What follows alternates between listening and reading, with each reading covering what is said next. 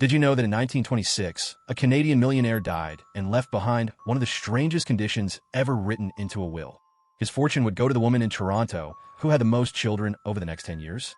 His name was Charles Vance Millar, a Canadian lawyer and businessman known for his eccentric personality and for leaving behind a will filled with bizarre clauses. When he died on October 31st, 1926, he had no wife or children. Then came a provision that seemed almost impossible to believe. The remainder of his estate was to remain untouched for 10 years, and when that period ended, it would be awarded to the mother who had given birth to the greatest number of children in Toronto. If several women tied, the money would be divided among them.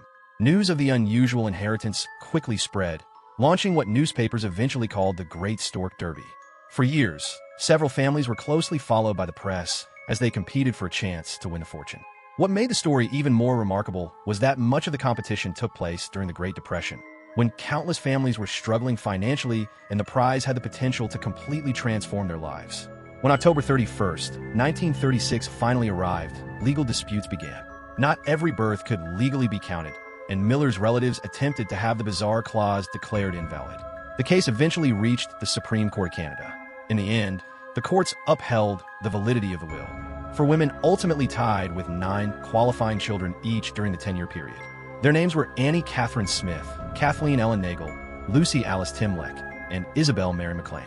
Each woman received a substantial amount of money, approximately 110,000 Canadian dollars, although historical figures vary slightly, depending on the source. It had all begun with a single provision written by one man before his death. But for 10 years, it turned motherhood into a competition followed by journalists, lawyers, families, and courts across Canada. Charles Vance Millar never lived to see who would inherit his money, but his final wishes created one of the strangest races for an inheritance in history.